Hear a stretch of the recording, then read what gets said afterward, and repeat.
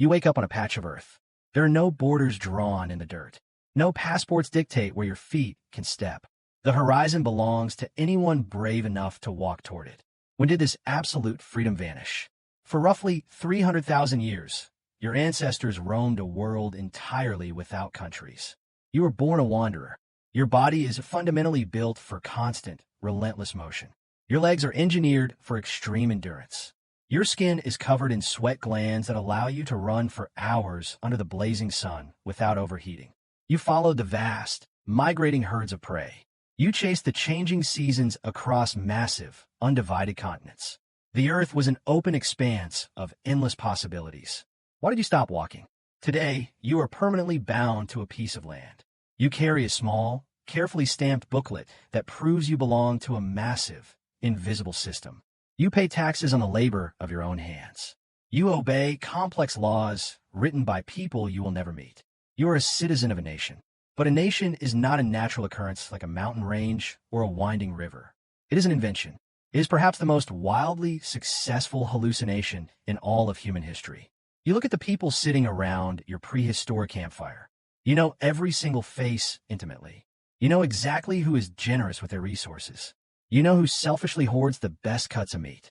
You know who tells the most captivating stories when the night grows bitterly cold. Your entire social world consists only of the individuals you can see, hear, and touch on a daily basis. How many people can you truly, genuinely care about? British anthropologist and evolutionary psychologist Robin Dunbar dedicated his research to answering this exact fundamental question. He looked deeply into the physical structure of the human brain. He focused specifically on the neocortex. This is the thick, highly folded outer layer of the brain responsible for conscious thought, advanced language, and complex social processing. He discovered a hard, biological limit to human connection. Your brain can only maintain about 150 stable social relationships. This specific figure is now widely known as Dunbar and Oppo's S number. This is your cognitive ceiling. Beyond this specific number, individual faces become a confusing blur. Names are easily forgotten. Mutual trust rapidly breaks down. You cannot genuinely care about a million distant strangers. Your mind is simply not biologically wired to process that staggering level of social complexity. How do you build a massive country with a brain designed for a tiny, wandering tribe? For the vast majority of human history, you simply didn't and oppose. When your nomadic band grew larger than 150 people, social tension would inevitably rise. Arguments over food distribution would erupt. Disputes over mates would threaten the peace. The solution to these conflicts was always beautifully simple and entirely bloodless. You split up. You just walked away. There was always more open land beyond the next mountain ridge. The world was impossibly vast and mostly empty of other humans. You did not need to build defensive walls. You did not need to draw territorial borders. You could always just leave the conflict behind. This was the ultimate unfiltered freedom. Anthropologist Richard Lee observed this exact dynamic during his extensive fieldwork in the 1960s. He lived with and studied the Jew/and Oppos, Hoansi Sand people in the remote Kalahari Desert. He documented how these modern hunter-gatherers perfectly maintained peace within their groups. They did not have police forces. They did not have standing armies or judges. When tensions ran too high, the group would simply fission. Families would pack their few, lightweight belongings and quietly walk away to join a different camp or start a new one. Their survival depended on intense cooperation, and cooperation depended on keeping the group size manageable. Your ancestors lived exactly like this. You were free from the coercive power of central authority because you could always vote with your feet. You could just disappear into the landscape. When the sun went down, your tribe gathered around the fire. This was a crucial part of your survival. Anthropologist Polly Wiesner spent decades analyzing the firelight conversations of the Sand people. She discovered a fascinating division of human time. During the daylight hours, you talked strictly about practical matters. You discussed where to find water. You talked about tracking animals. You complained about the weather. But when night fell and the fire was lit, the conversation dramatically shifted. You stopped talking about economics. You started telling stories. You sang songs. You talked about the spirit world. You discussed distant people and imagined pasts. Wiesner found that these nighttime stories were the cognitive glue that held your small society together. They synchronized the emotions of the entire group. They aligned your shared values. But these stories only worked because you were all sitting around the very same fire. The glow of the flames only reached so far. The sound of the storyteller and Appo's voice could only be heard by those sitting close by. Your shared reality was physically limited to the immediate radius of the campfire. But then, about 12,000 years ago, something truly disastrous happened. The global climate rapidly warmed. The massive glaciers retreated back toward the poles. You discovered the fragile seeds of wild grasses. You realized that if you put them in the soft earth, more grass would eventually grow. You successfully domesticated wheat, barley, and rice. You invented agriculture. This monumental shift is almost always taught in modern schools as the greatest triumph of human ingenuity. You were supposedly saved from the brutal, unpredictable uncertainty of hunting and gathering. You could finally settle down in one place. You could build permanent, sturdy homes. You could rest your tired legs. Is this the true, unvarnished story of human progress? Anthropologist and political scientist James C. Scott looked closely at the physical archaeological record of early farming communities. He detailed his groundbreaking findings in his work focusing on the earliest agrarian states. His conclusions completely shatter the traditional, comforting narrative of human civilization. Agriculture was not a joyful, liberating leap forward. It was an insidious trap. When you settled down to plant enormous fields of wheat and barley, your daily life became significantly harder. The skeletal remains of early farmers tell a grim, undeniable truth. Your bones show the harsh, physical evidence of relentless, back-breaking agricultural labor. Your joints are worn down from the repetitive motion of grinding hard grain. Your teeth reveal a dramatic, sudden drop in overall nutrition. The varied, rich diet of wild game and fresh berries was replaced by monotonous, starch-heavy gruel. You suffered from entirely new, devastating diseases. You were living in extremely close, unsanitary quarters with domesticated animals. You were breathing the same air as sheep, cows, and pigs. Diseases jumped from their bodies into yours. You were working significantly longer, harder hours than your wandering hunter-gatherer ancestors ever did.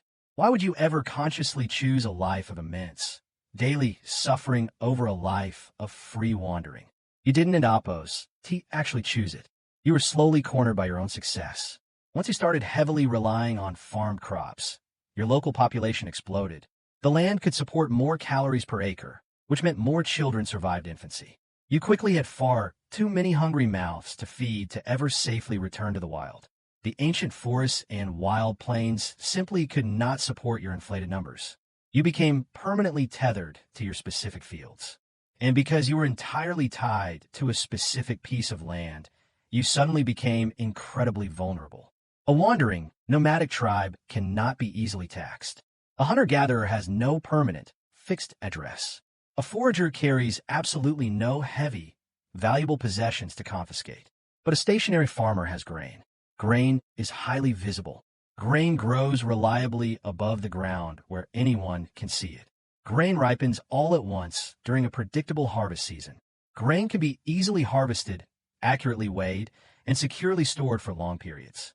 According to James C. Scott, this specific agricultural reality is the exact moment the state was born. Early countries were not benevolently formed to protect you from the harsh wilderness.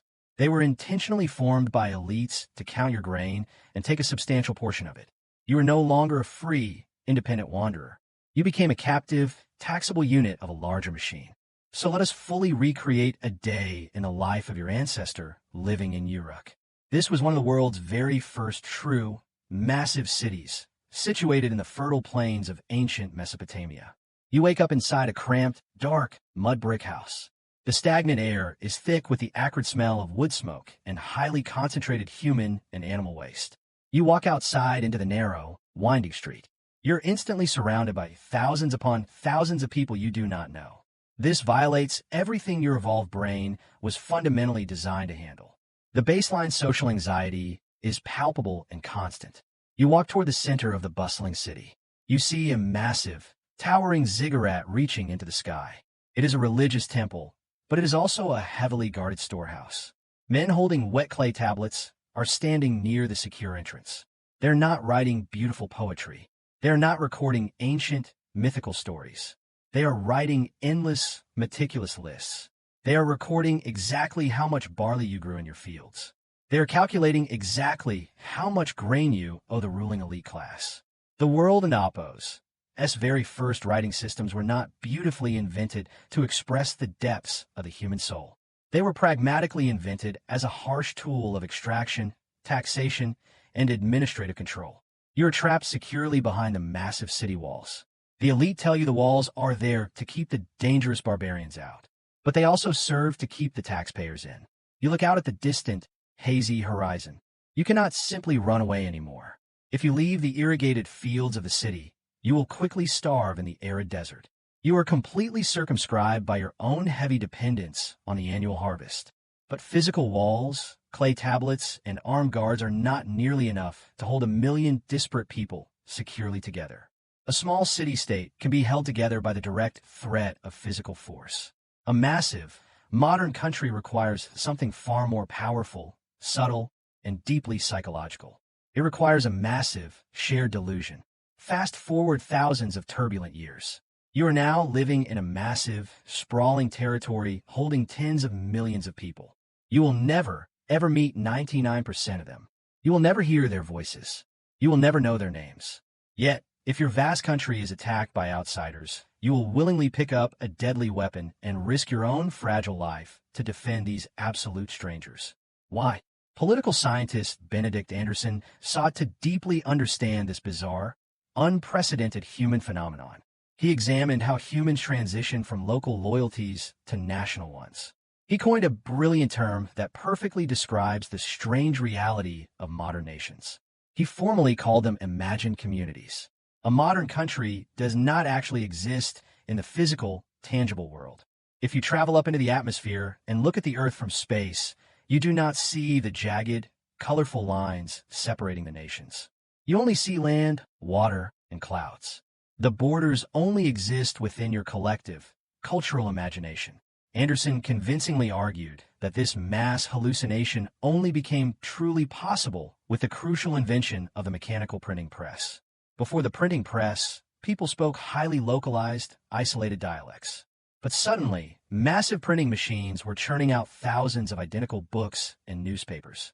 Millions of disconnected people were reading the exact same words in the exact same standardized language every single morning.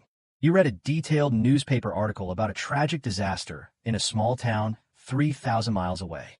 Even though you had never been there, you felt a deep, emotional sense of connection to the suffering victims. You began to subconsciously imagine that you were all part of one giant, invisible, extended family. You started to collectively sing the exact same patriotic anthems. You started to stand up and solemnly salute the same specific pieces of brightly colored cloth. You learned to deeply revere a heavily edited national history. This sanitized history conveniently smoothed over the brutal, violent, and chaotic realities of how your national borders were actually formed in the first place. Your brain, originally and carefully designed over hundreds of thousands of years to care only for the 150 familiar people around your ancient campfire, was successfully hacked. The ancient, deeply ingrained tribal instinct of us versus them was artificially and massively expanded to cover millions of square miles. You feel a sudden, intense surge of pride when an athlete from your specific country wins a shiny medal at the Olympics. You feel this intense pride even though you had absolutely nothing whatsoever to do with their personal athletic success. You feel genuine, visceral anger when a stranger disrespects your national flag. Your deeply personal identity has been thoroughly and permanently merged with a conceptual ghost. The modern state uses your ancient, biological wiring directly against you. It uses powerful symbols, ancient myths, and emotional stories to make you genuinely feel like you belong to a massive, unified tribe. But it is fundamentally a one-way, highly unequal relationship. The nation continuously demands a significant portion of your hard-earned money in the form of mandatory taxes. It firmly demands your strict obedience to its sprawling, complex legal codes. It ultimately demands your very life in brutal times of war. What exactly does it give you in return for this massive surrender of autonomy? It gives you predictable order. It gives you paved roads, electrical grids, and public infrastructure. It gives you a comforting sense of belonging in a terrifyingly chaotic, indifferent universe. But the hidden, terrible cost is your primal, original freedom. Think deeply about your modern passport for a moment. It is a small, carefully designed, heavily regulated paper document filled with official stamps, complex watermarks, and biometric data. Without this tiny booklet, you're physically paralyzed. You cannot legally cross an arbitrary, imaginary line drawn in the dirt by long-dead politicians. Heavily armed men wearing matching uniforms will forcefully stop you. They will demand to see your official papers. If you do not have the exactly right stamp from the exactly right authority, you will be turned away. If you push forward, you will be physically locked inside a metal cage. You accept this bizarre arrangement as a completely normal, unavoidable fact of daily existence. You do not ever question the absolute, staggering absurdity of needing written permission from a distant bureaucracy just to walk across the natural surface of the very planet you were naturally born on.